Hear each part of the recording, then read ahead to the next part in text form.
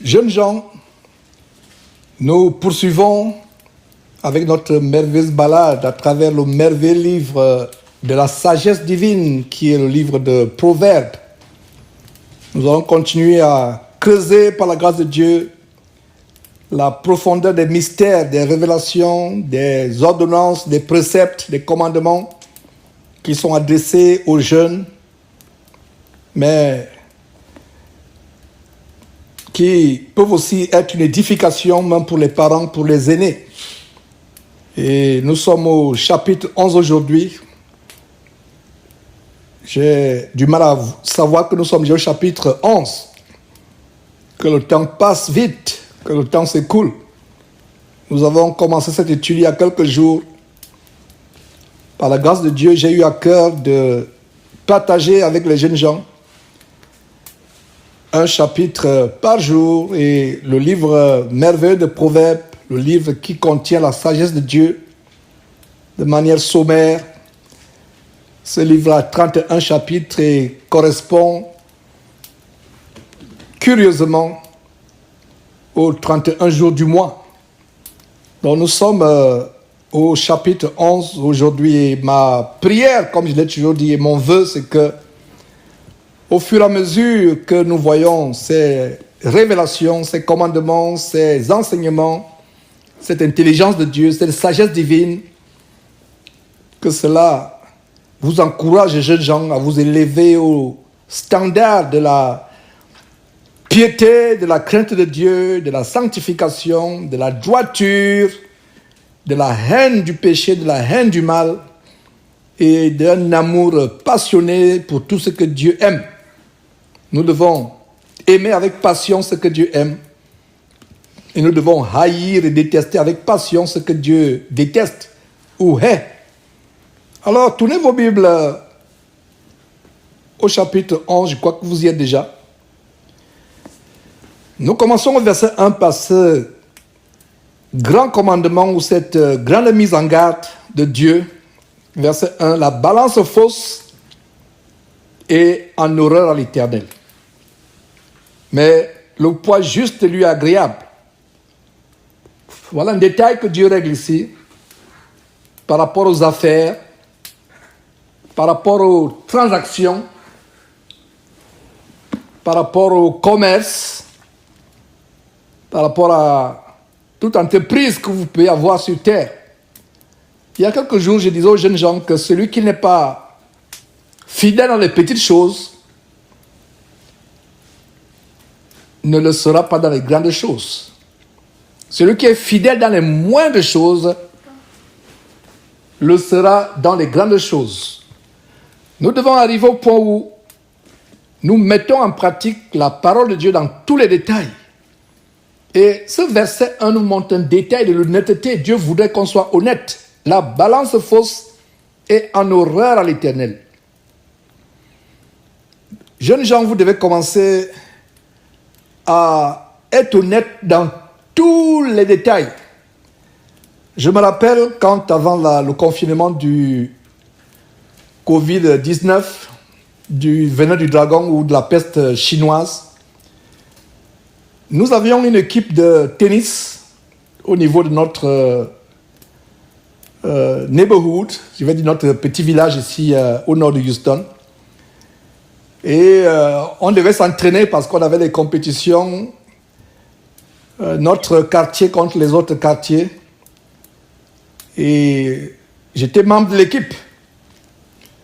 Alors, lors de l'entraînement, je jouais avec le capitaine de notre équipe, l'équipe du quartier, le capitaine de tennis à l'époque. Je vous parle de ce qui s'est passé il y a quelques mois, disons 1 an ou 2 ans, pour être plus précis. Alors, on s'entraînait. Alors, j'ai servi une balle.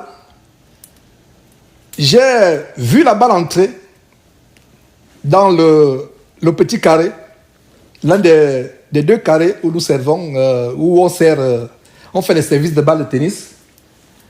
Alors, il me dit, Georges, j'espère que tu as bien vu, parce que moi je n'ai pas vu la balle entrer.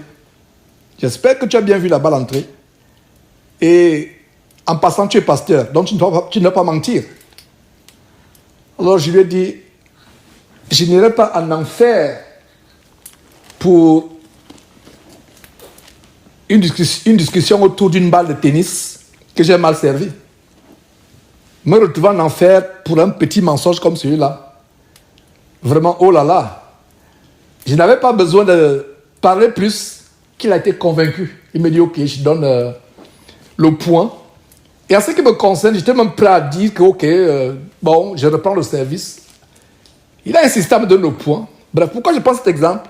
Il peut arriver que même dans les jeux entre vous, par exemple les jeux aux échecs, les jeux aux damiers, les jeux de famille, entre frères,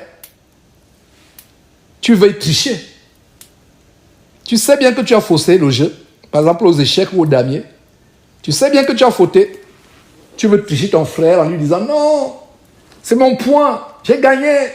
Tu sais très bien que tu n'as pas gagné. Vous voyez comment je vais de quelque chose d'assez banal comme les jeux jusqu'aux choses sérieuses comme faire le commerce, faire les affaires, plus tard, avoir une entreprise, vendre du poisson au marché, vendre la banane au marché. Dans tous les détails de notre vie, peu importe ce que vous faites, Dieu voudrait que jeunes gens, vous appreniez les principes de base de l'honnêteté. Ce qui est vrai est vrai. Votre oui doit être oui, votre non doit être non. Ce qu'on ajoute, dit la parole de Dieu, vient du malin ou du diable.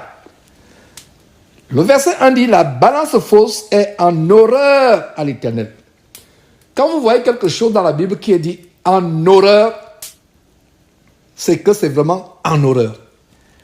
Imaginez-vous que vous avez une vieille voiture, comme ma vieille voiture qui est sur le driveway, je ne sais pas comment on dit driveway, devant la porte du garage. À supposer que je vais la vendre, m'en débarrasser. Je sais bien que cette voiture n'a plus la valeur qu'elle vaut la peine, qui a des problèmes techniques, qu'elle vaut environ 2000 $, mais quelqu'un vient, je lui dis ça vaut 10 000 $. Dans ton cœur, tu sais bien que ça ne vaut pas 10 000 $, mais tu dis que c'est 2 000 $, tu lui dis 10 000 $, alors que dans ton cœur, tu sais bien que c'est peut-être 2 000 ou 3 000 $. Comment on dit, je ne sais pas comment dire en français, en anglais, bump the price. C'est-à-dire que tu donnes un prix exorbitant, irrationnel. Tu sais très bien que ce que tu vends n'est pas en bon état. Tu sais très bien que ce n'est pas en bon état, mais tu vends à un prix très élevé. Voilà de quoi ce verset parle. La balance fausse est en horreur à l'Éternel, mais le poids juste. Imaginez-vous que vous allez acheter du poisson, comme ça se passait en Afrique, je me rappelle à Libreville. Pour ceux qui connaissent Libreville, le port Mall, où les pêcheurs ouest-africains traitaient le matin le poisson qu'ils avaient pêché. Imaginez-vous qu'ils vous vendent le poisson, ils vous disent que ça fait 10 kilos. 10 kilos. Et dans son cœur, il sait très bien que le poids qu'il a, c'est un faux poids. Il a trafiqué la balance. Ça fait peut-être 4 kilos qu'il vous a vendu. C'est une balance trafiquée. Au lieu qu'elle montre 4 kilos, elle montre 10 kilos, 15 kilos. Mais c'est une balance fausse. Ce pêcheur qui vous vend du poisson avec un faux prix, une fausse balance, est en horreur à l'Éternel. Donc voilà les principes de l'honnêteté. Il faut que les jeunes chrétiens grandissent avec ces principes de rechercher l'honnêteté, d'être honnête, jusqu'à des situations les plus compliquées. Alors, supposez-vous que vous trouvez l'argent sur la route. L'argent sur la route, ne vous empressez pas à prendre cet argent. Je me rappelle encore cette histoire. Quand j'étais dans cette abomination dénominationnelle appelée le ministère de la Voix de Way International, il y avait un jeune membre de cette dénomination qui nous avait rejoint. Alors, il y avait un cours qui s'était passé. Il était jeune, il était nouveau. Alors, qu'est-ce qu'il dit? Il dit, j'avais des problèmes d'argent. Alors, j'avais faim, je n'avais rien à manger. Voilà que je me suis retrouvé au marché. Et devant moi, il y avait une femme qui marchait devant moi. Et j'ai vu 10 000 francs qui sont tombés de son pain. 10 000 francs. Elle s'avançait. Et il dit, je priais pour qu'elle ne se retourne pas. Je pensais que c'est Dieu qui m'a béni. Dieu entre guillemets, je vous donne son témoignage. Nous étions là, assemblés, on écoutait. Il était jeune, très zélé, très engagé, mais un zèle amer. Et vous allez comprendre pourquoi. Il dit, voilà, l'argent est tombé. Donc je priais, je me suis mis à parler en langue, en passant le faux parler en langue diabolique qu'on nous apprenait au ministère de la Voix. Donc je me suis mis à parler en langue pour que la femme ne se retourne pas. Tout le monde écoutait le témoignage. Elle ne s'est pas retournée. J'ai pris les 10 000, j'ai rendu grâce à Dieu. Oh, j'étais content. Je me suis hué pour aller faire les courses. Oh là là, j'ai pu enfin manger. Et généralement, on avait cette habitude, quand quelqu'un témoigne, on applaudit. Je ne sais même pas pourquoi on applaudissait. Est-ce que c'est pour Dieu qu'on applaudissait? Mais j'ai l'impression qu'on applaudissait pour la personne qui témoignait. C'était un cirque. Alors ce jour-là, les gens n'ont pas applaudi. Tout le monde est resté glacé. Même dans cette révélation, on n'avait pas la vérité que j'en sais aujourd'hui. Les gens ont trouvé qu'il y avait un problème avec ce témoignage, n'est-ce pas? Voilà les choses, les situations terribles, jeunes gens. Que vous dirais-je? Je pourrais multiplier les exemples à l'infini. Donc vous allez en route, vous trouvez l'argent quelque part, ne vous empruntez, même si c'est dans la forêt que vous avez trouvé l'argent, même si c'est dans un endroit éloigné où les hommes passent à peine que vous avez trouvé l'argent, amenez cet argent à la police. Les gens vont me dire, mais frère Georges, toi tu es aux États-Unis, nous sommes en Afrique, les policiers sont corrompus. Tu vas leur donner l'argent, ils vont rester avec ton argent. Ce n'est pas ton problème. Et il y a une loi ici aux États-Unis qui dit que si vous avez trouvé de l'argent ou un trésor quelque part, des bijoux, un trésor, l'argent, vous donnez cet argent, vous remettez cet argent au poste de police le plus proche. Si vous gardez cet argent, on peut vous poursuivre pour vol ou pour rétention des biens qui ne vous appartiennent pas. Et ça peut être de sérieux problèmes. Alors vous trouvez l'argent, jeunes gens, allez donner l'argent au poste de police. Si les policiers sont en Afrique corrompus, comme on dit, ce n'est pas votre problème. Alors si c'est aux États-Unis, selon la loi des États-Unis, la loi du Texas, où nous sommes, la police a le droit de garder cet argent pendant 30 jours, pas 30 jours, pendant 3 mois, de faire les investigations poussées, de faire les recherches poussées. Si après 3 mois, il n'y a pas de propriétaire, maintenant on vous appelle pour dire que l'argent que vous avez trouvé, on a fait de manière diligente des investigations, des recherches, on n'a pas pu trouver le propriétaire de l'argent, on vous donne cet argent. Voilà les principes d'honnêteté. Et jeunes gens, je vous en supplie, grandissez avec ces principes d'honnêteté. Vous serez bénis dans votre vie, vous serez heureux. Ne cherchez pas à tirer avantage. Par exemple, cette situation où vous allez faire les courses au marché. Généralement, ça se passe en Afrique parce que dans les marchés aux États-Unis, on ne discute pas. Donc, quand, sauf il y a un marché des Mexicains quelque part à Houston, ben ça c'est un marché, je vais dire, plutôt traditionnel, mais les marchés, les supermarchés, les malls où là on va faire les courses, les empreintes, se ravitailler en nourriture, on ne discute pas. Le prix est déjà affiché, tu ne vas pas discuter à la caisse, est-ce que vous pouvez baisser le prix? Mais ça se passe dans les marchés africains. Alors supposez que toi, frère ou sœur, qui est en Afrique, tu vas au marché, tu sais très bien que le produit que tu es en train d'acheter est bien, il est frais, il est un bon produit. Et tu dis à la personne de baisser le prix. Tu dis à la personne, on baisse le prix. Et des fois, si tu veux tromper la personne, il y a un verset qui dit, mauvais, dit l'acheteur, mais quand il va, il s'en félicite. Dieu a en horreur. Ce verset, un que nous sommes en train de lire, s'adresse aux commerçants qui pourraient abuser. Imaginez-toi que jeune gens, tu es commerçant ou tu as une affaire, tu vas abuser les gens, tu vas taxer plus qu'il ne faut Tu vas faire payer au client ce qu'il le faut. Ça, c'est la malhonnêteté. Il y a aussi les acheteurs, selon ce verset qui vient de vous citer, où il est dit, quelqu'un achète quelque chose, il dit non, c'est mauvais. Comment tu peux me vendre les choses pourries? Comment tu peux vendre? C'est pas bon. L'appareil que tu as vendu là, c'est pas bon, baisse le prix. Et quand tu vas, tu dis, waouh, je l'ai eu. Je l'ai trompé. Je lui ai fait croire que l'appareil qu'il m'a vendu là n'avait pas un bon prix. Donc il m'a enlevé 50%. J'ai payé la moitié. Tu es content. Tu peux être content. Mais Dieu n'est pas content. Pas du tout. Vous voyez, il y a tellement d'exemples là qu'on peut donner sur la base du verset 1. La balance fausse est en horreur à l'Éternel, mais le poids juste lui est agréable. Pour ceux qui utilisent encore ce genre de poids, si vous avez les poids avec les masses de fer ou les masses de plomb, assurez-vous que c'est le poids exact. Si vous avez les poids qui ont besoin de piles, assurez-vous qu'il y a les piles marchent. Pour des personnes qui font le régime pour perdre du poids, il est arrivé que les piles ne fonctionnent plus. La personne se pèse, elle a 100 kilos ou 80 kilos, mais du fait que les piles sont devenues faibles, le poids monte 200 ou 300 kilos. Ou vice-versa. La personne qui avait 150 kilos qui veut perdre le poids va se peser parce que les piles sont faibles.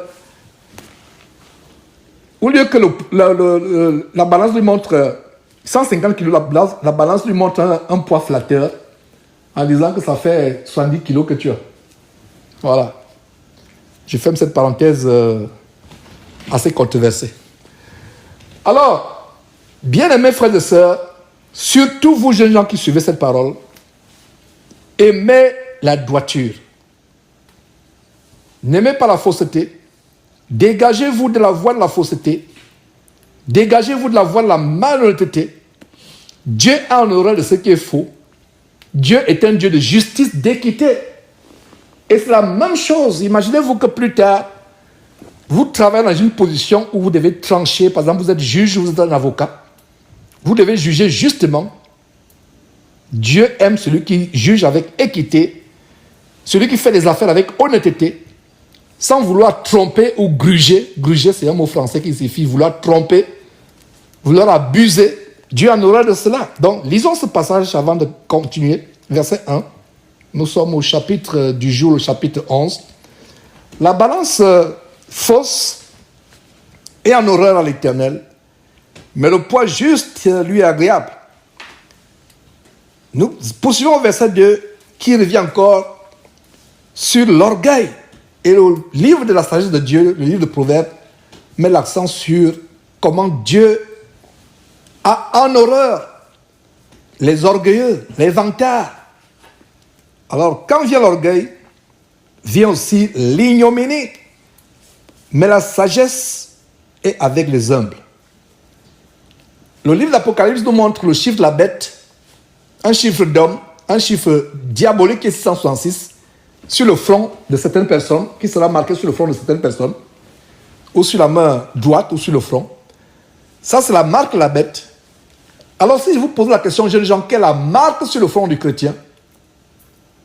La réponse est dans ce verset. C'est l'humilité.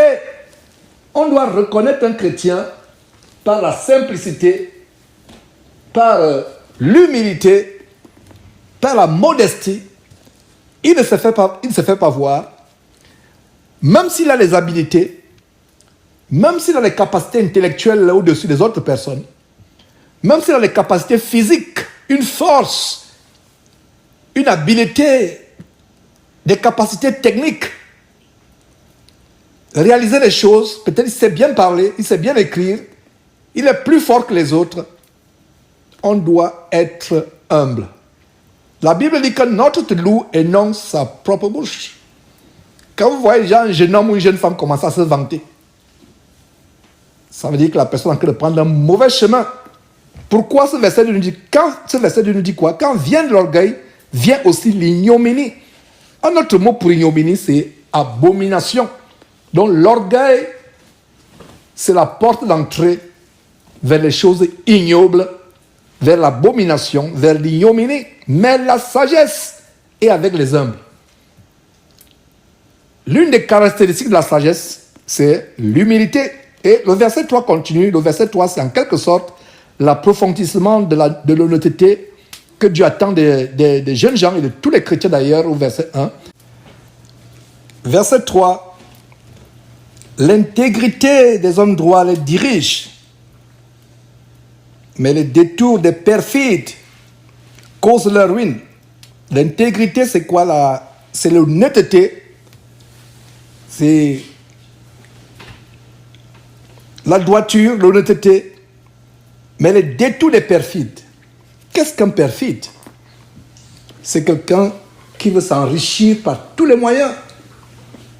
Quelqu'un qui a le cœur rempli de cupidité, d'envie, l'amour de l'argent, l'amour du monde.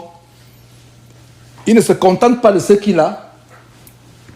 Il veut avoir les choses dont ses moyens ne lui permettent pas d'avoir. Il désire avoir les choses.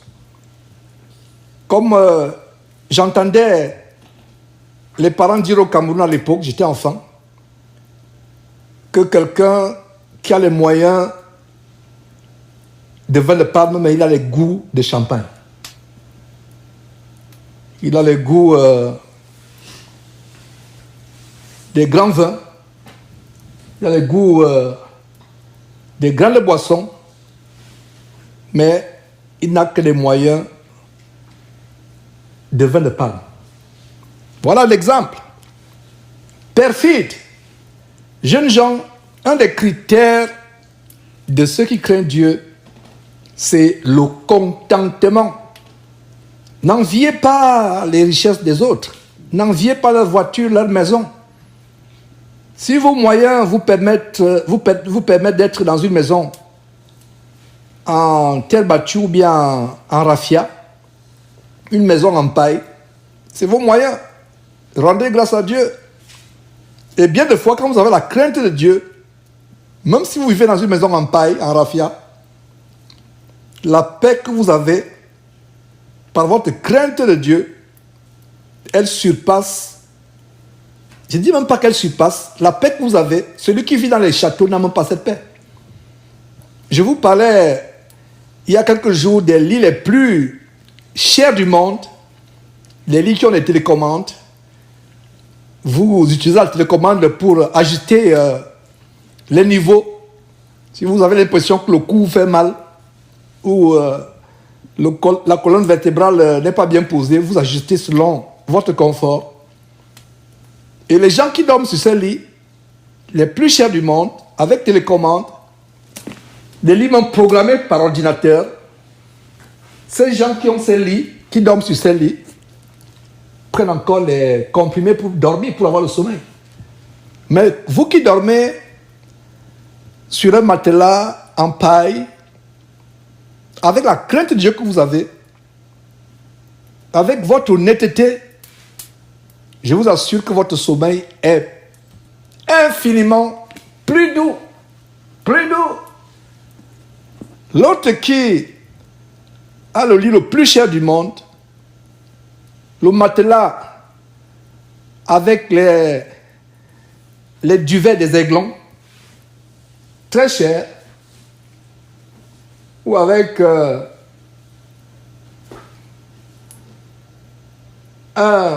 une mousse synthétique, ou une éponge vraiment synthétique, il n'a pas de sommeil. Est-ce que vous voyez? L'intégrité des hommes droits les dirige, mais les détours, les raccourcis, vouloir s'enrichir à tout prix. Vous voyez quelqu'un qui a sa voiture, vous ne savez pas ce qu'il a fait pour avoir cette voiture. A-t-il tué? A-t-il volé? A-t-il économisé pendant les années? Lui a-t-on fait un présent? Est-ce une voiture de service qu'il utilise tout simplement, qui ne lui appartient pas? Vous ne le savez pas. Mais vous le voyez avec cette voiture, vous ne savez pas ce qu'il y a derrière. Voilà, vous vous tracassez pour avoir cette voiture au point de mentir, d'aller voler, de détourner l'argent de la compagnie, ou de voler à vos parents, ou de voler à un voisin, ou de mentir, ou de se prostituer. Ça, c'est les détours des perfides. Et je vous assure, jeunes gens, vous qui me suivez, beaucoup de péchés commencent, surtout les péchés des jeunes gens, commence par l'envie. On veut faire comme les autres. On est épaté, émerveillé par les autres. Contentez-vous de ce que vous avez. Contentez-vous. N'enviez pas les voisins. N'enviez pas les camarades de classe. N'enviez pas les collègues si vous venez de commencer le travail. Un collègue qui vit à 100 à l'heure, qui dilapide tout son argent. Et il y a cette génération où les gens veulent jouer les riches. Quelqu'un vient d'avoir un nouveau costume, il se filme pour mettre sur Facebook. Quelqu'un vient d'avoir une voiture, il filme, il met sur Facebook. Facebook, en général, en dehors de notre Facebook de Jésus-Christ TV qui est pour l'évangélisation, généralement, Facebook, c'est plus pour deux raisons. Facebook ou Instagram, c'est pour deux raisons. Se faire voir et aller faire le voyeurisme. Qu'est-ce que c'est le voyeurisme? Aller pied, aller voir, on va sur les comptes des gens. Comme on sait très bien que les gens aiment poster leur vie, ils viennent acheter un nouveau meuble, ils postent. Toi, tu as un meuble qui branle au point il est devenu une balançoire. Tu envies celui qui a acheté le nouveau meuble. Il a un costume, il poste. Il a une chaussure, il poste. Il a une nouvelle maison, il poste. Il a une nouvelle voiture, il poste. Non seulement celui qui le fait pêche, parce qu'il est vantard, il est orgueilleux. Il le fait pour se faire voir. Et toi qui vas, parce que Facebook c'est pour deux catégories de personnes, même pas seulement vous les jeunes gens, même les vieux, les vieillards, ils vont sur Facebook. Ah, mon camarade de classe là, ça fait 20 ans, qu'est-ce qu'il est devenu? Et vous faites du mal. Le camarade de classe, il ne pense même pas à vous. Vous dites, ce camarade de classe, qu'est-ce qu'il est devenu? Vous voyez sa page Facebook. Vous êtes surpris qu'il a une Maserati. Vous n'avez même pas une voiture.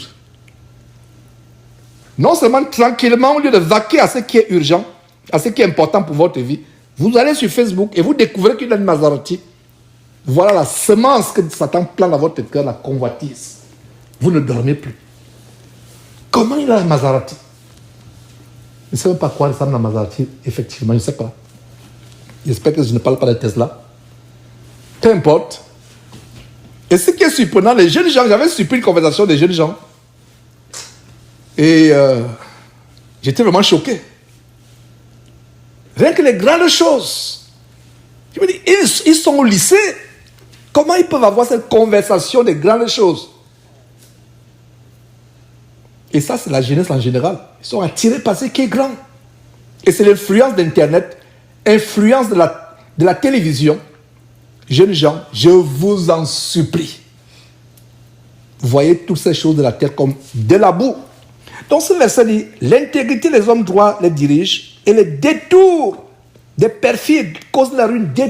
On se détourne, on passe par le mensonge, on passe par la fraude, on passe par le détournement des fonds de l'entreprise, on passe par le vol, on se prostitue, on fait des choses terribles. Ça cause la ruine. Paul exhortant Timothée, ce jeune homme qui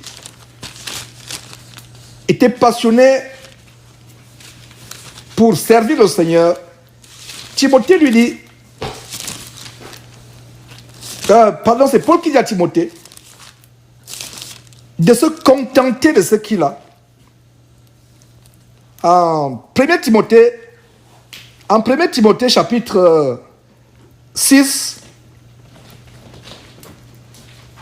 à partir du verset 6, donc 1 Timothée chapitre 6, verset 6, disons très rapidement, c'est en effet une grande source de gain que la piété avec le contentement. Voilà, c'est une grande source de gain. Vous gagnez, peut-être pas matériellement, physiquement de l'argent, mais vous gagnez spirituellement pour votre communion avec Dieu. Donc, c'est en effet une grande source de gain, la piété avec quoi? Le contentement. Voilà le mot. Gravez ce mot dans votre intelligence, jeunes gens. Contentez-vous de ce que vous avez. Vous savez, beaucoup de filles ont perdu le trésor de leur virginité qui aurait pu être pour leur mari. À cause de quoi? On va voir les grands sacs. les grandes paires de baskets, comme la copine, comme la voisine, comme la camarade de classe. On va voir les grands bijoux, on va voir les grands make-up. Voilà le premier vieillard, croulant comme un vautour qui vient, vous miroite quelques billets de banque, et voilà, vous perdez avec ce vieillard ce qui vous est très cher. Et quand on prend goût à cette vie où on se fait entretenir par les vieillards, c'est un fossé, un abîme sans fond, c'est une spirale de laquelle on ne peut plus sortir, et ça détruit votre vie. C'est en effet une grande source. Regardez, il n'est même pas d'une source, mais une grande source de gain que la piété avec le contentement, verset 7.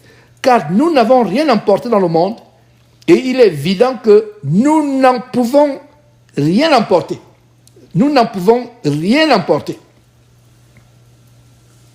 Si donc nous avons la nourriture, le vêtement, cela nous suffit. La nourriture, le vêtement. L'homme est insatiable, surtout l'homme qui aime les choses de ce monde. Vous voulez le nouveau iPhone qui est sorti, iPhone 14. Quand vous l'avez, ça ne vous dit plus rien. Les gens qui ont l'amour du monde, ils sont excités, passionnés à voir les choses, mais dès qu'ils ont une chose, ça ne leur dit plus, passe à autre chose. La belle voiture que vous vouliez, dès que vous l'avez, ça ne vous dit plus rien. La belle paire de chaussures, le beau costume que vous vouliez, le beau pantalon que vous voulez, quand vous l'avez, ça ne vous dit plus rien. Si nous avons le vêtement et la nourriture, cela nous suffira. Regardez le verset 9. Mais ceux qui veulent s'enrichir tombent dans la tentation. Le mensonge, le vol, la prostitution, la corruption, le détournement des biens, tombent dans le piège. C'est un piège. Et dans beaucoup de désirs pernicieux qui plonge les hommes dans la ruine et la perdition. Verset 10. Car l'amour de l'argent est une racine de tous les maux, et l'amour de l'argent est la caractéristique des personnes perfides, cupides, aimant le monde. Verset 10 à nouveau. Car l'amour de l'argent est une racine de tous les maux. Tous les maux viennent de l'amour de l'argent. Et quelques-uns en étant possédés, souligné possédés, ça veut dire qu'il y a un démon derrière qui vous possède avec l'amour de l'argent. Quelques-uns en étant possédés se sont égarés loin de la foi et se sont jetés eux-mêmes dans bien de tourments. Bien de tourments. Retournons en Proverbe chapitre 11, le chapitre du jour, verset 3, sur le verset 3 qui nous amène à ouvrir cette parenthèse. Et l'intégrité des hommes droits les dirige, mais les détours des perfides causent leur ruine. C'est ce qu'on vient de voir en 1 Timothée chapitre 6. Quelques-uns en étant possédés se sont jetés eux-mêmes dans bien de tourments. Verset 4, au jour de la colère. Quelle colère? Le grand jour de la colère de Dieu, le grand jour du jugement de Dieu, ou le jour où Dieu va te châtier. La Bible dit qu'au verset 4, la richesse ne sert à rien. Quand le châtiment de Dieu tombe sur ta tête, ces grandes maisons, ces grandes richesses ne te servent à rien. Ne te servent à rien. Mais la justice délivre de la mort. La mort, non seulement la mort, le fait d'aller dans le séjour des morts, mais la mort qui est le contraire de la vie éternelle. Verset 5, la justice de l'homme intègre. Soulignez le mot intègre. Quelqu'un qui est droit, juste, intègre. La justice de l'homme intègre aplanit sa voie, mais le méchant tombe par sa méchanceté. La justice des hommes droits les délivre, mais les méchants sont pris par leur malice. Voilà. La ruse, la malice, vouloir tromper pour s'enrichir. Mettre les bâtons dans les roues d'autres personnes, mettre les pots de banane sur la roue d'autres personnes. Vouloir s'enrichir par tous les moyens. Verset 7. À la mort du méchant, son espoir périt. Donc tout ce qu'il a pu être sur terre, ça ne sert à rien. On a vu ça il y a quelques jours. À la mort du méchant, son espoir périt. Et la tente des hommes iniques est anéantie. À leur mort, c'est fini. Il y a un détail. Quand j'étais au Gabon, j'ai observé, et je vous partage une part des observations que j'ai eues. Tel homme était tellement riche de son vivant. Il était puissant au Gabon, tellement riche. Il avait presque une cité. Dès qu'il meurt, vous avez l'impression que tout tombe en ruine subitement. Dès qu'il meurt, les mois qui suivent, tout est délabré, tombe en ruine. Tout est délabré, vous avez l'impression que les murs sont en train de se fendiller. C'est la preuve que ce monsieur avait une richesse fondée sur le sang des personnes qui sacrifiaient, qui tuaient. Une richesse fondée sur la malhonnêteté. Voilà ce qui arrive. Verset 8, le juste est délivré de la détresse et le méchant prend sa place. Ça veut dire quoi? Le juste est délivré du malheur et le méchant le remplace de ce malheur. Est-ce que vous comprenez? Lisez bien ce verset, parce que ce verset cause toujours de confusion dans la tête des gens. Le juste est délivré de la détresse, le méchant prend sa place. Ça veut dire que le méchant, c'est lui qui prend la détresse.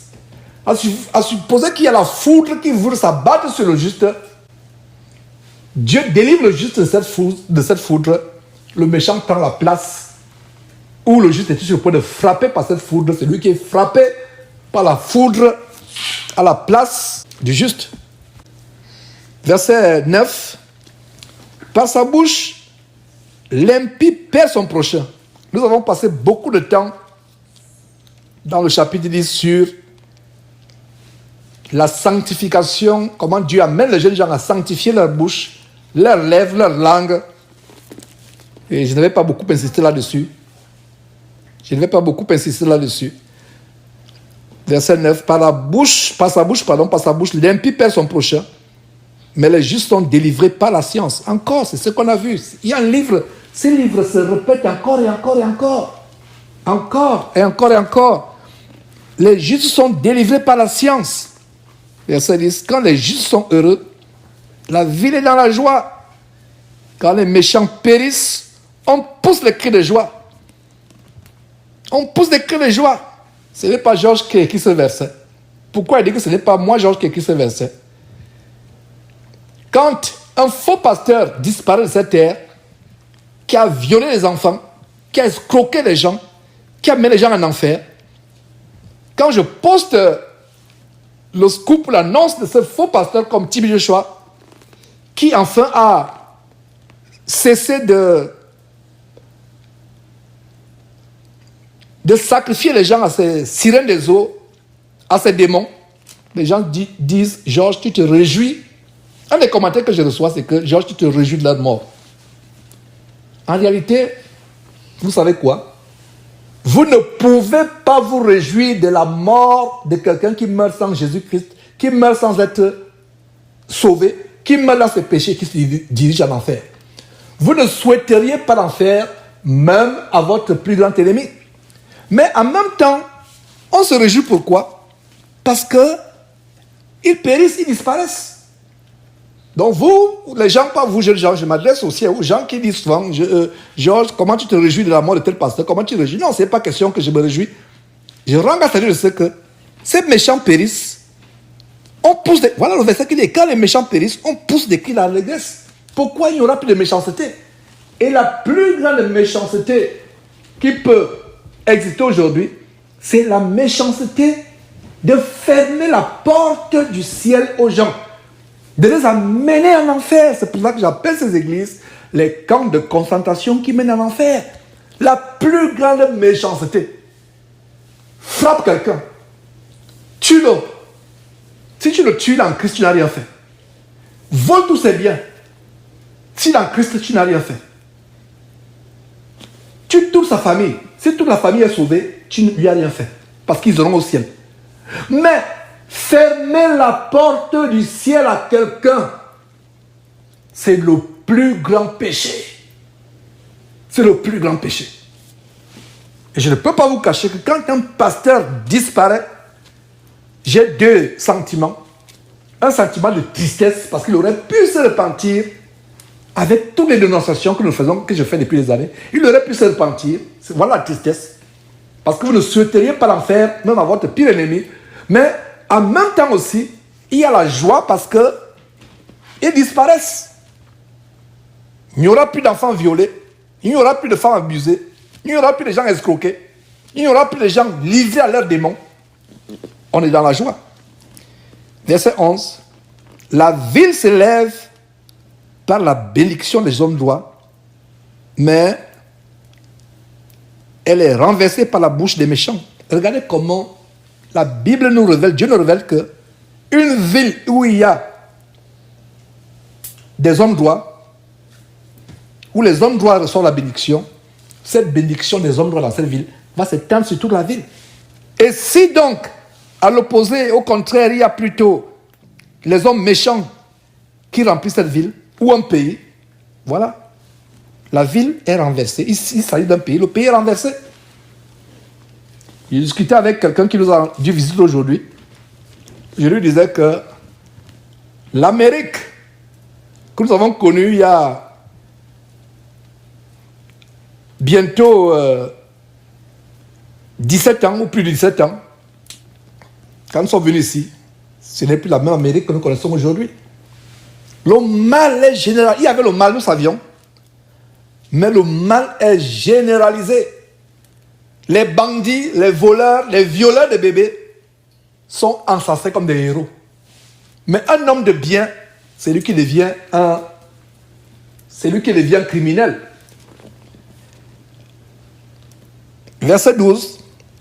Celui qui méprise son prochain est dépourvu de sens, mais l'homme qui a de l'intelligence se tait.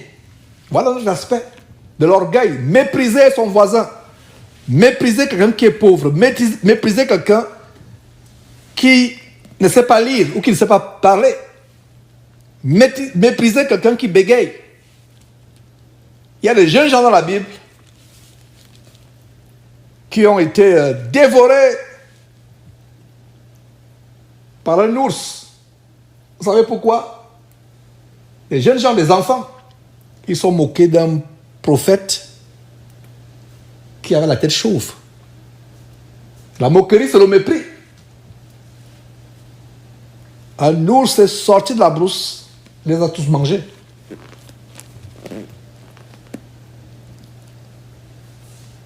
Donc celui qui méprise son prochain, même les pécheurs. J'en sais une fois, lors des études approfondies, verset après verset, je ne sais pas quel livre, je disais une fois, nous, chrétiens, n'ayons pas de mépris, même pour le plus grand pécheur que nous rencontrons dans le supermarché, Walmart, ou dans le métro, dans la rue, centre-ville, au quartier. Parce que qu'est-ce qui fait notre différence? C'est que Dieu nous a fait la grâce qu'eux n'ont pas. Et c'est ce qu'il dit souvent aux jeunes femmes qui ont commencé à se voiler, à se couvrir les jambes, à se couvrir la tête. N'ayez pas du mépris à ces autres chrétiennes de ces bâtiments, de ces églises, maisons de joie. Ne les méprisez pas, ne les regardez pas avec hauteur, parce que le mépris c'est quoi? C'est regarder quelqu'un avec hauteur. C'est penser que vous êtes meilleur. La Bible dit que personne parmi nous n'a une haute opinion de soi. Le mépris vient de quoi? Tu penses que tu as une meilleure opinion de toi. Tu penses que tu es meilleur que les autres. Chrétiens, chrétiennes, surtout vous jeunes gens, grandissez avec cette parole que je suis sur le point de vous dire. Ne pensez pas que vous êtes meilleur que le pire des pécheurs. Je reprends. Ne pensez jamais jusqu'à votre mort, jusqu'à ce que vous quittez cette terre si Jésus ne revient pas en quelque temps. Ne pensez jamais que vous êtes meilleur que le pire des pécheurs. Dites-vous que c'est par la grâce de Dieu que vous avez eu la grâce de naître dans une famille chrétienne, des parents qui craignent Dieu, qui vous emmènent sur la voie de la droiture. C'est une grâce de connaître Dieu. On ne choisit pas la famille dans laquelle on est. Certains enfants n'ont pas eu la grâce que vous avez de naître dans une famille qui craint Dieu. Ils n'ont pas eu la grâce d'avoir ces enseignements que vous suivez. Alors, ne méprisez pas quelqu'un dans une famille qui a une vie débauchée. Par exemple, est ivrogne. Par exemple, est prostituée. Ne méprisez pas, ne pensez pas que vous êtes meilleur. Si ce sentiment manque dans votre cœur, étouffez ce sentiment parce que c'est un ver du diable qui est en train de ronger votre cœur afin de vous enfler d'orgueil. C'est tellement important ce que je vous dis. J'espère que vous avez compris cela. Ne vous dites jamais que vous êtes meilleur que qui que ce soit. Vous n'êtes rien. Ce n'est pas la grâce de Dieu que vous êtes ce que vous êtes. L'autre qui est prostitué, l'autre qui est voleur, l'enfant du voisin qui passe le temps à aller voler, que la police passe le temps à venir à la maison. Qu'est-ce que vous avez plus que lui? Si ce n'est que la grâce que Dieu vous a faite. Au lieu d'avoir le mépris pour les pécheurs, au lieu d'avoir une haute opinion de vous face aux pécheurs, tout ce que vous pouvez faire est la compassion et la considération et prier pour eux. Et prier pour eux. Et prier pour eux. Relisons le verset 12 à nouveau. Celui qui méprise son prochain est dépourvu de sens, mais l'homme qui a de l'intelligence se tait. Vous vous taisez. Vous voyez quelque chose, vous vous mettez à prier pour lui. Ne méprisez pas, ne vous moquez pas. Verset 13. Celui qui répand la calomnie, on a vu ça hier, dévoile les secrets, mais celui qui a l'esprit fidèle les garde. Les secrets. On te confie un secret. Et je m'adresse aux jeunes, pas forcément aux jeunes gens. Ça peut vous aider, jeunes gens, plus tard. Quelqu'un vient vous confier sa vie intime. Surtout, nous qui sommes dans la prédication, dans l'exhortation. Les gens nous appellent à travers le monde, les gens m'appellent à travers le monde. Quelqu'un me confie son secret intime. Il y a de fois des secrets, même à mon épouse, conforte. Je ne lui dis pas tout ce que les frères et sœurs me disent. Je ne lui dis pas, sauf si le frère voudrait peut-être qu'on associe mon épouse. Mon épouse et moi, nous sommes même chers. Mais il y a des situations où, surtout quand il s'agit d'un frère qui m'étale sa vie intime, sa vie, je ne peux pas. Je ne peux pas le partager avec mon épouse. Pour quel but? Quel est le but avec lequel je vais le partager avec mon épouse? S'il n'y a pas de but spirituel d'édification, c'est la calomnie. C'est la calomnie. Est-ce que nous manquons des sujets? Vous voyez, j'avais suivi quelqu'un qui disait que dans les quartiers, mari et femme, leur vie devient tellement monotone qu'ils n'ont plus de sujet de conversation. Alors, qu'est-ce qu'ils font? Ils tournent leur conversation sur les voisins. Ce n'est pas le cas des chrétiens. Ne parlez pas des gens. Ne parlez pas des autres. Ne parlez pas de la vie des frères et sœurs en Christ dans l'assemblée. Ne parlez pas de la vie des gens, surtout si on vous donne un secret. Gardez le secret. Ces gens qui appellent, ces gens que Dieu dirige vers toi, vous savez pourquoi Dieu dirige ces gens vers toi? Pour que tu sois discret, fidèle. C'est un test. Ce n'est pas par hasard que Dieu dirige telle personne vers toi. Tel appel, j'ai tel problème.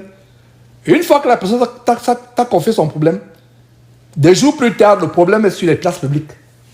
Le secret est dehors, dévoilé. Ça ne doit pas être le cas. Si nous l'avons fait, nous devons nous repentir. Nous devons garder le secret. La calomnie, c'est dire des choses sur les gens.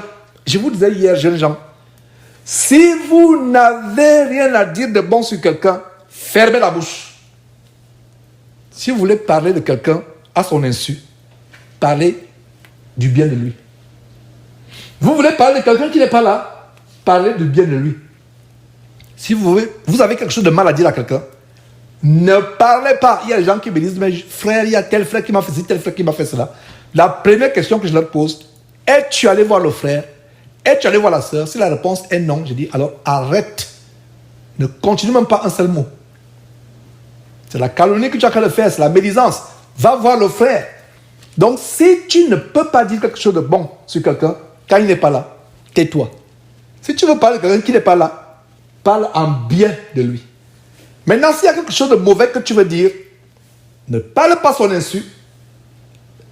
Va d'abord le lui dire.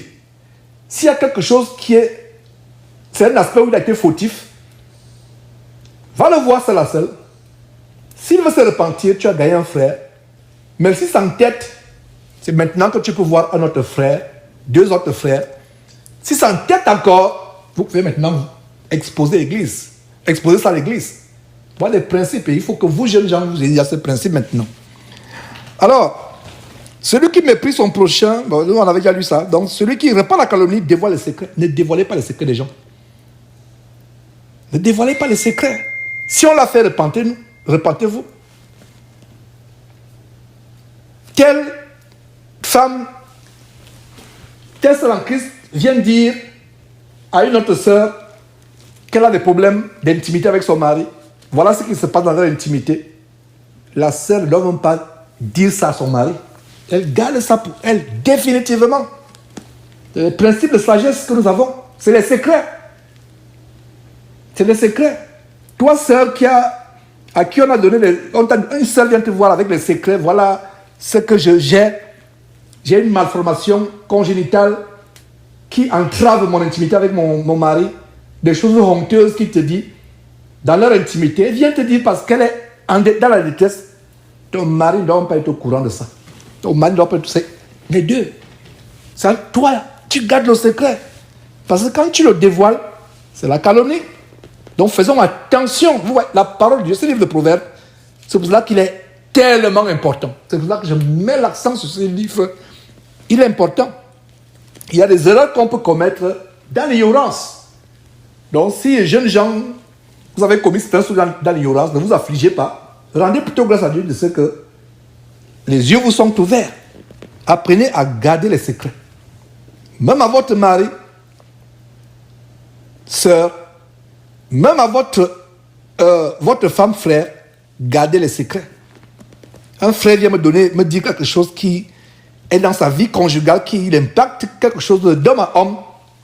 Je n'ai pas besoin de dire ça à mon épouse. Je garde le secret. Je garde le secret. Qu'il y a un bien-aimé du côté de New York, un frère aîné, qui m'a dit quelque chose de choquant par rapport à sa famille. Mon épouse n'est pas au courant de ça aujourd'hui. Jamais au courant. Je ne peux pas le lui dire. Parce qu'elle sait que le frère, c'est privé. C'est privé. Les gens vont me dire, mais Georges, ton épouse, toi, vous êtes une même chair.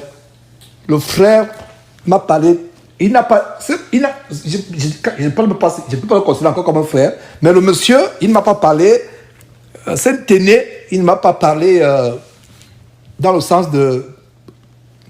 il ne m'a pas parlé en associant mon épouse. Non, pas du tout. Donc faisons attention. Il y a souvent ce zèle. On dit on ne cache rien à son épouse ou à son époux. C'est vrai. Mais ça concerne vos vies. Ça concerne vos vies. Ne cachez rien, c'est vos vies. Mais quand il s'agit des secrets, toi, sœur, une sœur vient te confier des choses vraiment crues ou sales dans son intimité, dans sa vie conjugale tellement intime. Garde ça, ça ne doit même pas traverser tes lèvres pour aller aux oreilles de ton mari. Garde ça pour toi. Donc voilà. Verset 13, que celui qui répand la calomnie dévoile les secrets. Mais celui qui a l'esprit fidèle fait quoi? Les garde. Garde les secrets. Des fois, la bouche démange. Est-ce qu'elle doit dire? Au pommes, les lèvres commencent à trembler. Vous voyez, la personne se pique, se gratte. Non, il ne faut même pas que je parle. Je suis sur le point de parler. La personne se mord la langue. Il faut que je me taise. Non, non, tais-toi. Tais-toi. Chante plutôt un cantique. Commence à prier. La bouche commence à trembler. Il faut que je dise. Et ça peut être l'occasion pour Dieu de nous tester, de voir si on est fidèle. Si on sait garder les secrets. Verset 14. Quand la prudence fait défaut, le peuple tombe et le salut est dans le grand nombre de conseillers. Ne rejetons pas les conseils. Et une des manifestations de l'orgueil, c'est qu'on ne veut pas écouter les conseils. C'est une des grandes manifestations. Et la nature humaine, l'ego humain, fait qu'à un moment, on pense se connaître plus que les autres. Au point où les oreilles sont bouchées quand on donne des conseils.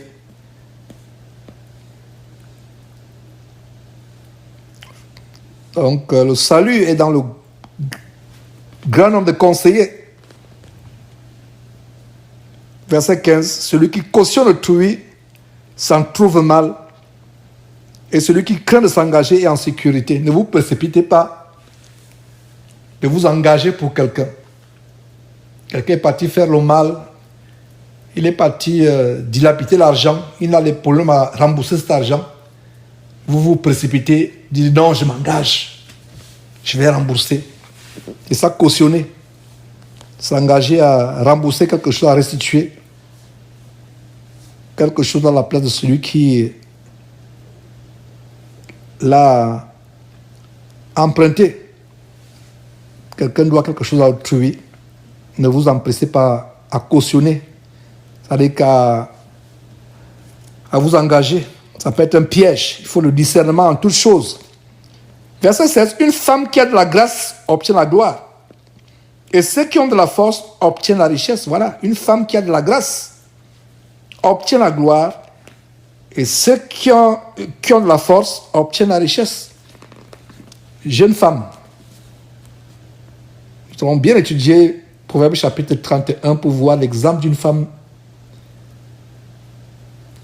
bosseuse, travailleuse, qui ne mange pas le pain de paresse. Une femme qui a de la grâce obtient la gloire. Et ceux qui ont de la force obtiennent la richesse. Il y a certaines femmes dont les moyens leur permettent d'avoir des domestiques, des femmes de ménage, des cuisinières.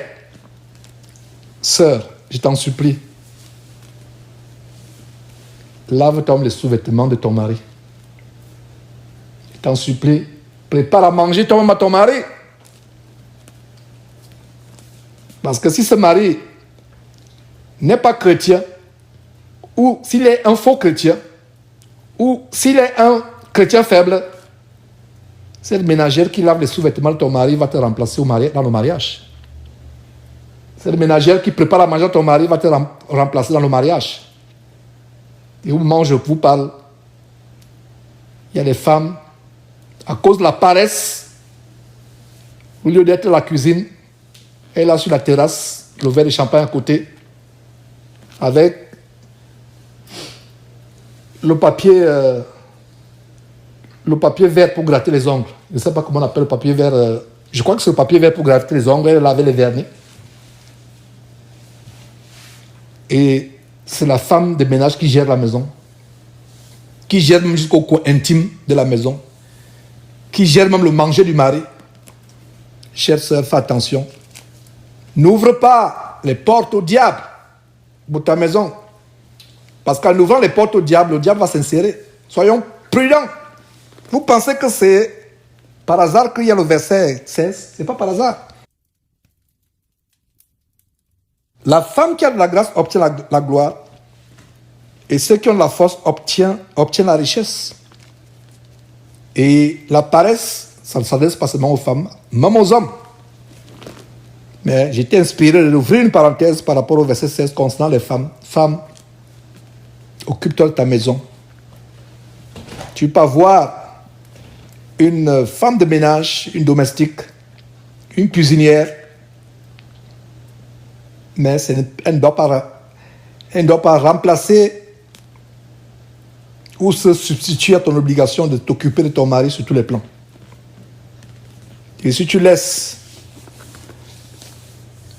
une domestique s'occuper de ton mari, toi-même tu es en train de donner ton mari sans le savoir. Je ferme la parenthèse, verset 17. L'homme bon fait du bien à son âme, mais l'homme cruel trouble sa propre chair. Voilà, on a vu ça encore et encore. Quand tu fais du mal, tu penses que tu fais du mal à quelqu'un. C'est à toi-même que tu fais du mal. C'est comme si tu prenais un couteau pour te poireler, pour te couper les intestins. Tu te fais du mal à toi-même, ta propre chair, verset 18. Le méchant fait un gain trompeur, mais celui qui sème la justice a un salaire véritable. Soulignez salaire véritable. Donc, contraire le salaire véritable, c'est le salaire illusoire. C'est le salaire illusoire. Tu penses que c'est un salaire, mais c'est un avant-coureur de la mort, comme on l'a vu dans une section précédente. Les richesses acquises avec une langue mensongère sont une vanité fugitive et un avant-coureur de la mort. Donc, le méchant fait un gain trompeur, c'est un gain trompeur. Il tue les gens pour être riche. Il fait la corruption pour être riche. Il ment pour être riche. Il fait la fraude pour être riche. Il devient un marmailleur, comme on dit en Côte d'Ivoire, ou un féman, comme on dit au Cameroun, pour être riche. La Bible dit que c'est un gars trompeur. Et c'est un salaire illusoire. C'est comme de la fumée. C'est la poudre aux yeux, c'est la fumée aux yeux. Ce n'est pas une richesse véritable. Ce n'est pas un salaire véritable. Donc, verset 18. Le méchant fait un gain trompeur, mais celui qui sème la justice a un salaire véritable. Verset 19. Ainsi, la justice conduit à la vie, mais celui qui poursuit le mal trouve la mort. Je reprends, ainsi la justice conduit à la vie, mais celui qui poursuit le mal trouve la mort. La mort au final. Mais encore et encore, c'est des choses qu'on a vues. Dieu ne fait que se répéter. Verset 20. Ceux qui ont le cœur pervers sont en abomination à l'Éternel. Et ceux dont la voix intègre lui sont agréables. Comment peut-on avoir le cœur pervers? La jalousie, la rancune, l'envie. On a du mal à pardonner. On ne pense qu'aux mauvaises choses. Le cœur ne se porte qu'au mal, à tout ce qui est mauvais.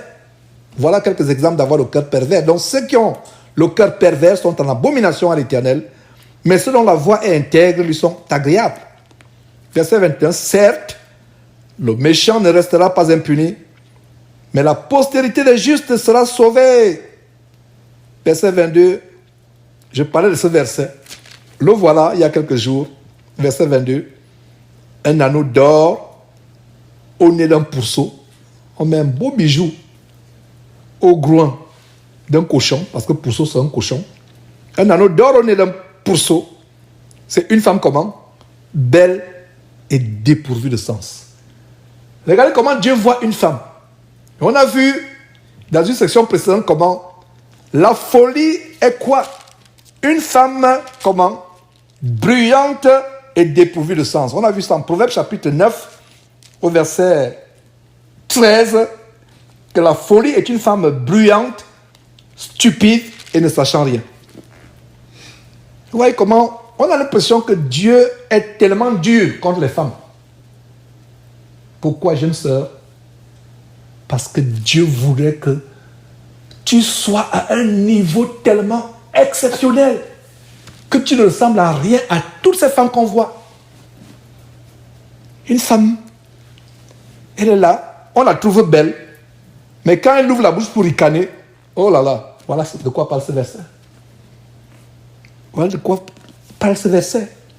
Une femme dépourvue de sens, elle est belle, mais elle passe le temps à aller d'homme en homme, elle passe le temps à tromper son mari. Voilà de quoi parle ce verset. Elle est belle, soi-disant selon le monde, mais s'habille comme une prostituée. Elle passe le temps à se bagarrer dans le quartier, à se quereller. Voilà ce que dit le verset.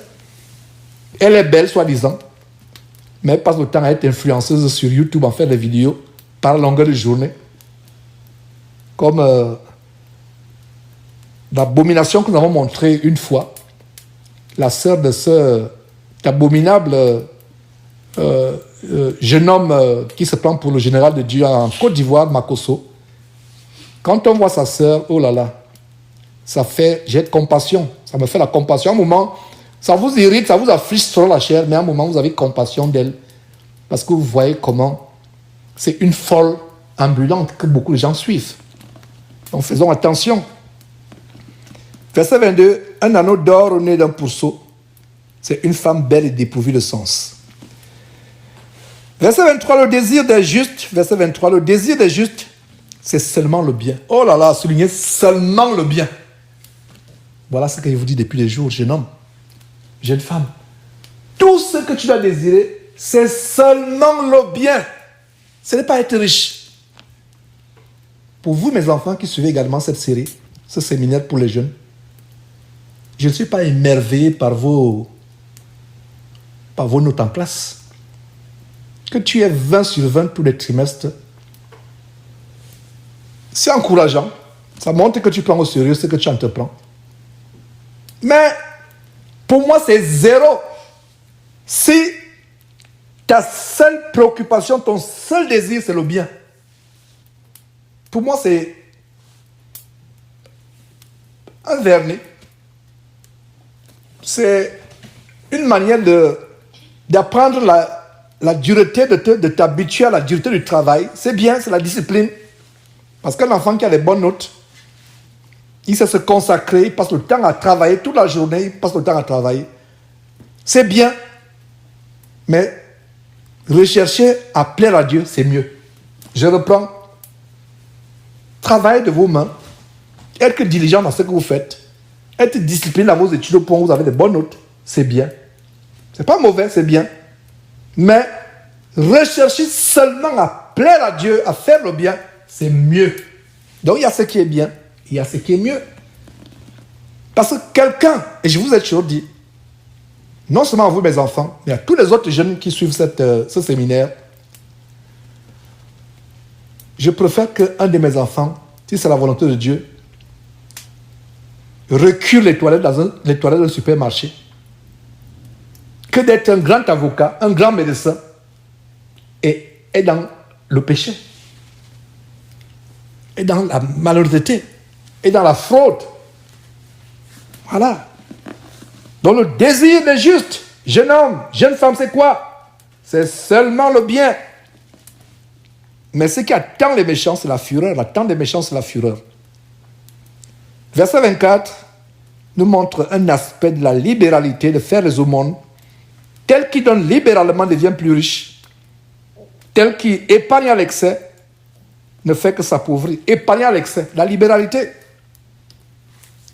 Comme j'annonçais il y a plusieurs heures, que ceux qui étaient fidèles à contribuer pour Jésus-Christ TV tous les mois, beaucoup sont refroidis dans la libéralité. Beaucoup sont refroidis, beaucoup ne contribuent pas. Je ne dis pas cela parce que je recherche certainement vos dons, pas du tout. Parce qu'en fait, cet évangile doit être répandu à travers le monde. Nous avons à prêcher la parole de Dieu. Moi qui avais des ambitions de répandre la parole par satellite aussi, en Haïti, aux Antilles. Si en Afrique, déjà, nous n'arrivons pas à prendre soin du satellite en Afrique, qu'en est-il aux Antilles? Vous voyez? Donc, beaucoup sont refroidis dans leur libéralité. La Bible dit que dans les derniers temps, la charité d'un grand nombre se refroidira. Tel qui donne libéralement devient riche, plus riche. Tel qui épargne à l'excès ne fait que s'appauvrir. Il y a des pauvres autour de toi. Il faut contribuer à ce que l'évangile atteigne le monde, mais tu ne fais qu'épargner à l'excès. Ton compte d'épargne peut être dévalué par une inflation qui frappe subitement le pays dans lequel tu es. Les 100 millions que tu as épargnés ne valent que peut-être 500 000 francs. Ça ne vaut rien, ou bien ça se perd. Ou il y a un crash boursier. Tout ce que tu as investi, pour ceux qui investissent encore en bourse, se perd. Donc, ce n'est pas mauvais d'épargner. Regardez, je vous ai dit il y a quelques jours que dans une série précédente, autant pour moi, que les jeunes gens doivent apprendre à imiter la fourmi. Pendant qu'il y a l'été, pendant qu'il y a la moisson, épargner pour les jours d'hiver, les jours de sécheresse. Ce verset dit celui qui épargne à l'excès. Donc, il y a une révélation ici, jeune homme, c'est que Dieu n'est pas contre l'épargne. Mais Dieu est contre l'épargne à l'excès. Tu contemples ton coffre-fort, tu vois comment les billets sont là, bien alignés. Ça devient même une idolâtrie. Est-ce que vous savez qu'il y a des gens qui adorent l'argent? Quand ils voient, il est content, il ouvre, il contemple, il ouvre son compte bancaire, il voit comment l'argent ne fait qu'accroître. La Bible n'est pas contre épargner. Voilà une grande révélation qui montre que la Bible n'est pas contre épargner. Mais celui qui épargne à l'excès, tu épargnes alors qu'il y a des besoins, par exemple l'évangélisation. Tu épargnes alors qu'il y a des personnes qui ont besoin des orphelins à côté de toi que tu connais. Ce n'est pas par hasard que tu connais ces orphelins. Donc, c'est des choses que vous devez apprendre, jeunes gens. Et ce n'est pas seulement aux jeunes gens que cela a adressé, à nous tous. À nous tous. Tel, verset 24, tel qui donne libéralement, sans contrainte, sans qu'on soit forcé, qui donne libéralement, devient plus riche, et tel qui épargne à l'excès, ne fait que s'appauvrir. Regardez la logique de Dieu. La logique du monde voudrait que plus tu épargnes, plus tu deviens riche. Ça, c'est la logique du monde. Si tu n'épargnes pas, tu vas t'appauvrir. Ça, c'est la logique du monde. Mais regardez la logique de Dieu. C'est pour ça qu'il y a deux logiques. La logique du monde et la logique de Dieu. Jeune homme, jeune femme. La logique du monde nous montre le contraire de ce verset. La logique de Dieu nous dit quoi? Tel qui donne libéralement devient riche. Quand tu partages tes biens aux pauvres, aux orphelins, aux veufs, tu aides les frères qui sont dans le besoin, tu contribues à l'évangélisation. La Bible dit quoi? Tu deviens plus riche. De quelle richesse il s'agit? C'est des richesses spirituelles qui sont plus grandes que les richesses de la terre. Mais celui qui épargne à l'excès, il peut avoir les comptes bancaires remplis d'argent, mais il est pauvre spirituellement. Et il peut m'arriver même qu'il soit pauvre matériellement aussi plus tard. Parce que cet argent auquel il a mis sa confiance disparaît. Verset 25. Et le verset 25 continue en disant l'âme bienfaisante. L'âme qui fait la bienfaisance. Les frères en Afrique, les frères et sœurs qui peuvent contribuer à ce que la chaîne en Afrique soit même payée, pourquoi pas 1 an, 2 ans à l'avance, pourquoi pas? La bienfaisance, la meilleure nourriture que vous pouvez donner aux gens, c'est la nourriture spirituelle. À supposer que, au lieu d'enseigner cette parole de manière approfondie, comme je le fais tous les jours, que ce soit ici, que ce soit depuis le studio, au lieu d'enseigner cette parole, j'invite les gens, la communauté africaine de Houston tous les samedis pour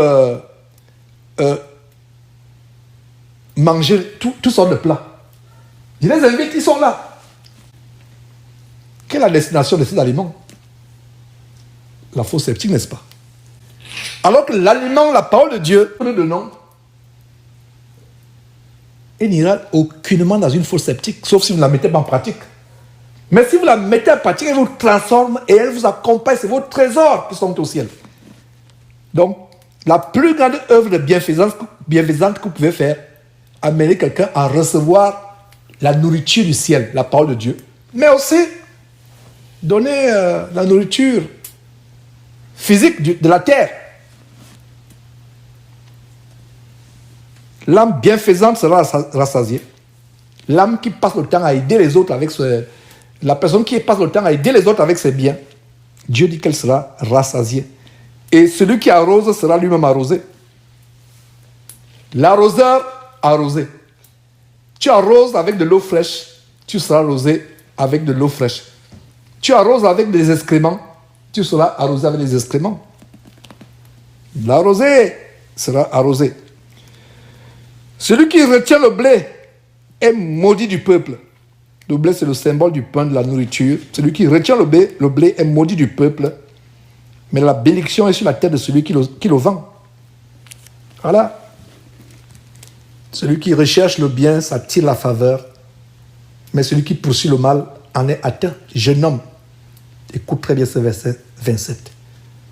Et recherche à faire le bien toute ta vie. Éloigne-toi de tout ce qui est mal. Celui qui recherche le bien s'attire de la faveur, mais celui qui poursuit le mal en est atteint. Verset 28, celui qui se confie dans ses richesses tombera, mais les justes verdiront comme le feuillage. Et j'ai vu beaucoup de personnes se confier dans leurs richesses, s'enorgueillir, se vanter, penser qu'ils sont grands, penser qu'ils sont importants. Aujourd'hui, ce sont les gens qui ont l'argent qui sont plus importants dans la société. Quand tu apportes le meilleur argent, l'argent du ciel qui est la parole de Dieu, on te trouve minable, on te trouve un taré, on pense que tu as arrêté ta vie. Verset 28, celui qui se confie dans ses richesses tombera, mais les justes verdiront comme le feuillage. Verset 29, celui qui trouble sa maison héritera du vent, et l'insensé sera esclave de l'homme sage. Il y a une grande révélation au verset 29, première partie, celui qui trouble sa maison héritera du vent. Ça s'adresse aux parents. Ça peut aussi s'adresser à vous, jeunes gens, parce que Dieu s'attend à ce que, par sa grâce et par sa volonté, que vous ayez des familles. Troubler sa maison. Ça peut être un homme, un père, ça peut être une mère. Celui qui trouble sa maison héritera du vent. La Bible dit que la femme sage bâtit sa maison, mais la femme insensée la renverse. Il ne s'agit pas seulement de la femme, même l'homme L'homme insensé peut renverser sa maison, détruire sa maison, mais un homme qui craint Dieu bâtit sa maison. Et l'insensé, verset 29, deuxième partie, sera l'esclave de l'homme sage. Verset 30, le fruit du juste est un arbre de vie et le sage s'empare des âmes. Le fruit du juste, c'est un arbre de vie. La Bible commence par un arbre de vie dans le jardin Éden. Et la Bible termine par un arbre de vie dont le fruit servait à la guérison des nations en Apocalypse chapitre 22, verset 2. Verset 30 à nouveau. Le fruit du juste est un arbre de vie et le sage s'empare des âmes. Voici le juste reçoit sur la terre une rétribution, combien plus le méchant et le pécheur. Ça veut dire que tout ce que les justes font sur cette terre, ils auront une récompense. Pareil pour le méchant. Si le juste reçoit une rétribution, une récompense par rapport au bien qu'il fait, que le juste fait, le méchant, pareillement, reçoit reçoit les conséquences du mal qu'il fait sur cette terre. C'était un plaisir, jeunes gens, de vous partager ce chapitre 11 que de vérité contenue dans ce livre de Proverbes. Je rends grâce à Dieu de ce qu'il a rendu disponible, ces enseignements approfondis. Et je vous en supplie, ne vous bornez pas à les écouter. Mettez-les en pratique. Que ces enseignements changent vos vies. N'écoutez pas ces enseignements pour tout simplement faire du paraître, pour faire semblant. Faire semblant. Et ça ne vous change pas. Vous continuez à faire les mauvaises choses, à ne pas discipliner votre langue, à continuer à pécher. Quelle honte de recevoir d'aussi grands enseignements, mais votre vie ne change pas. Et plus tard, votre vie est le contraire de ce que vous écoutez. La honte ne sera pas, jeunes gens, pour moi qui vous enseigne, mais ce sera pour vous. Et ma prière est que cette honte ne soit jamais votre partage et que bien plus, ou du moins bien plus tôt, que la sanctification, la crainte de Dieu, l'intégrité, la haine du mal, l'amour passionné pour la lumière de Dieu, pour la justice de Dieu, pour tout ce qui est bien, soit à jamais votre partage.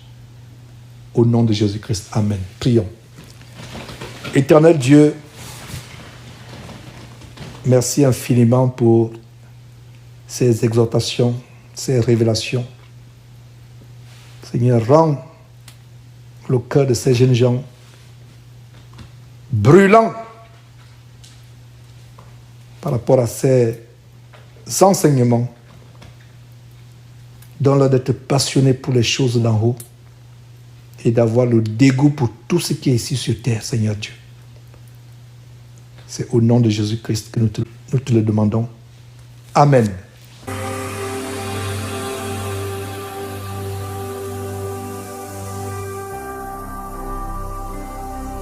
Jésus-Christ TV, vous connaîtrez la vérité et la vérité vous affranchira.